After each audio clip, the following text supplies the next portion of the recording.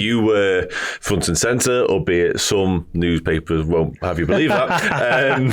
However, you were very much there. Yes. I can confirm you were there, Paul. I heard your voice numerous times this week, and not just yesterday when I was literally sat next to you.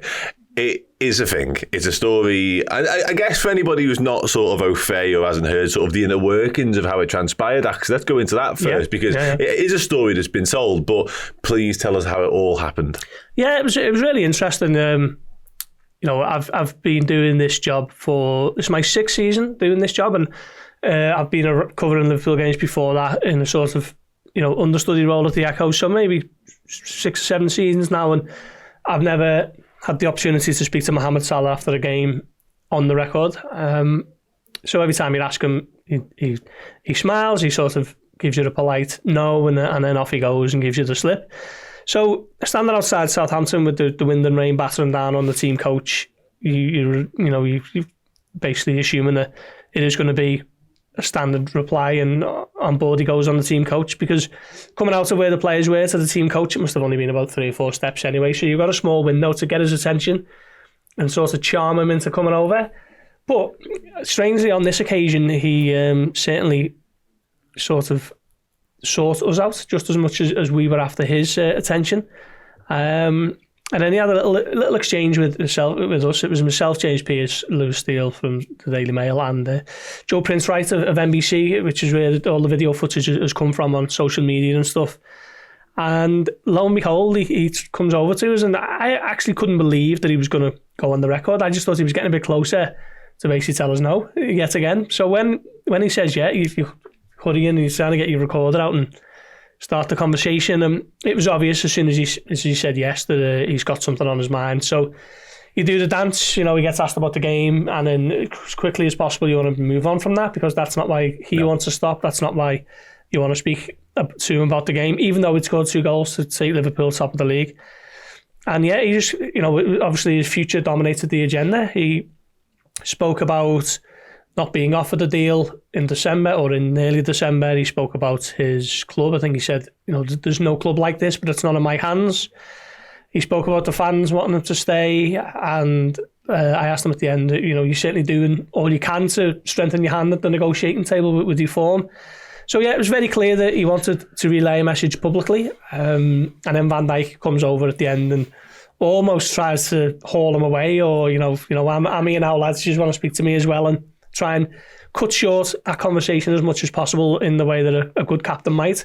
But he certainly said more than he wanted to, and or more than enough, and got his point across, because it's been the story of the week, hasn't it? No, most definitely has. The Virgil van Dijk sort of wandering over, that wry smile on his face, I just love, because clearly he knows. I don't know if he overheard any of it, or whether he just sort of assumed, or whether he was sort of pre-warned that could be happening. I'm not entirely sure, obviously, but we're not privy to that information. But there's definitely a knowing look on Virgil's face, it felt like, when he got to you.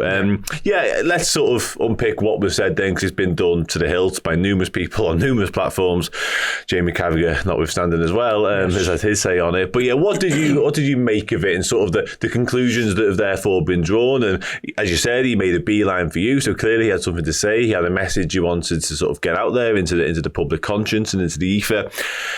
Pointed potentially a sort of a come and get me, or come and speak to me plea potentially. There's loads of different ways you can look at it. What was your sort of, other than shock that it happened, what was your sort of initial reaction to it all, I guess?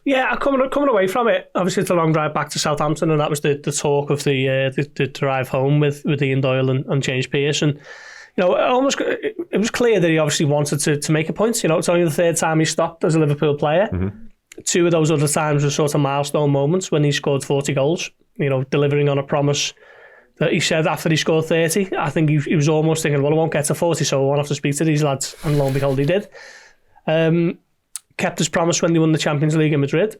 And then the other times where he said that he'll stop, he said, when we win all 4 after the FA Cup final in 2022, Liverpool obviously didn't win all 4.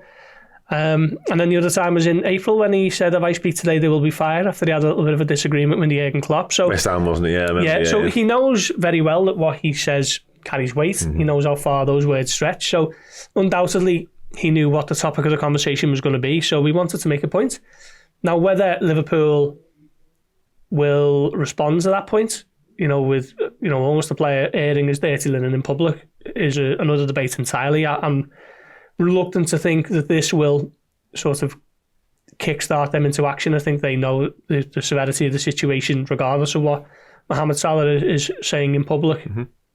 So I'm not sure that will have the desired effect, but I think what it does do is let supporters know that he's desperate to stay, which is what we've reported, what we've spoken about on this show, and what we've long suspected is that he is desperate to stay, and he's literally confirmed that now as well. So I suppose that is good news for fans. On the flip side, the bad news is that the top goal scorer, the best attacking player, is able to speak to clubs in 5 weeks without an offer from the club on the table. So it depends if your glass is half full or half empty on this one, but Liverpool will have to get it resolved. And there's more to it than just paying him what he wants, because he's got the biggest contract of all time at Anfield. He's going to be 33 in June. I think he's proven across the 19 games this season that his level is not going to dip or drop. Certainly not dramatically. So he backs himself to carry on playing. I think he said, I'm not planning to retire. Mm-hmm. Arne Slot said recently that he feels he can carry on playing until his late 30s. So there's still plenty of mileage in Mo Salah, yeah. It's just, what's the sticking point? Is it financial? Is it length of contract? There has to be a negotiation there. There has to be maybe a compromise on both sides, because Liverpool have to get this done. Because if he leaves on a free, I think a lot of the frustration will be directed at the club rather than the player, from the supporters anyway. Well, yeah, and without a shadow of a doubt, and it might have been anyway, but I think because of what he's done, obviously he was pitchside at Old Trafford as well prior to this particular sort of incident and this conversation that you had, he's taken control of that narrative. Now, it may well have always been the case exclusively. Liverpool, we adore Mohamed Salah. There's question marks around the club in terms of their handling and potentially the mismanagement of all three contracts, not just Mo Salah, of course. So that may well always have been sort of the overriding feeling around what's going on right now. But I think Salah's been quite smart, actually, in the way he's handled himself about all of this. In terms of, obviously, it was sort of a bit of a shot across the bows, if you like, of Liverpool and what's going on or what isn't going on, potentially, in some cases. Now, there was sort of, amongst the fallout, with certain lines saying that sort of, whilst no formal offer has been made, there's definitely conversations, and people stretching towards saying they're positive conversations. What's your understanding of that? And sort of, I don't know, like, what happens next, I guess, really? Yeah, well, that was another thing, obviously, on the way back from Southampton, speaking to people who were, a little bit close to the situation, and talks, were described as positive and ongoing. So, Liverpool are in dialogue with Rami Abbas, Salah's agent, who's been the agent throughout his Liverpool career. It's a difficult negotiation. Liverpool have obviously got to safeguard their future with, what they feel is sort of palatable, I guess. Really. Yeah, what they can do. I mean, I think the wage bill stuff, they've had a lot of big earners leave in the last sort of 2 or 3 years. Milner, Henderson, Fabinho, Thiago. It probably even Matip to an extent. So you'd imagine that there is significant leeway there to balance the books. It's just a case of, do Liverpool feel that at the back end of a 2-year deal or 3-year deal that they're going to be paying someone, an incredible amount of money for an output that has dipped significantly? I suppose that's maybe where Liverpool are looking at it. They're looking at it 2-3 years down the line, where the supporters are looking at it thinking, in January, Real Madrid are going to be on the phone, or whoever it may be. So it's a difficult one, but what I would say is Liverpool have to resolve it. They have to get this over the line, however they do. Because the idea of losing a player of Mo Salah's quality for nothing, how do you replace that? We've spoken for years about replacing Mo Salah, and there's no direct replacement. There's no one who's going to come in and guarantee you 20 goals, at least 20 goals a season, in the way Mohamed Salah will this season, the way he will next season.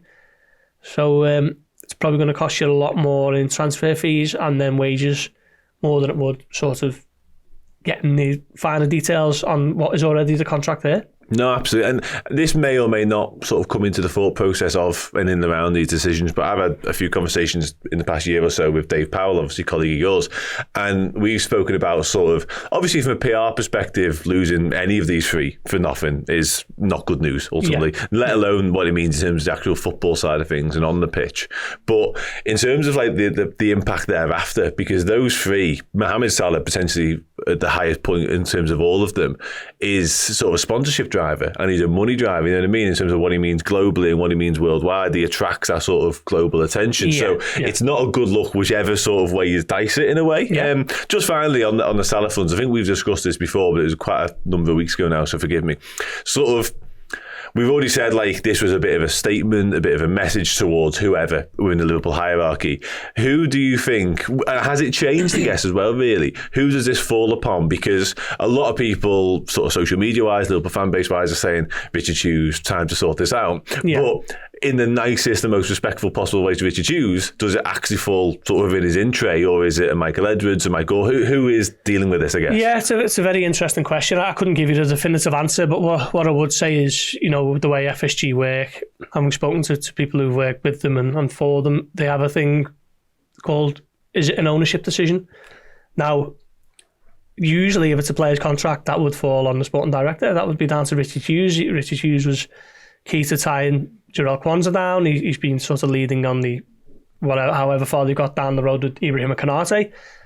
But does this contract, you know, the biggest one that Liverpool have ever handed out to anyone that needs renewing, does that almost go above him to ownership level? Is it an ownership decision? Does Mike Gordon come back into the fold? Is this what Michael Edwards was recruited for? Does it come across the desk of John W. Henry, Tom Werner? It's all these questions.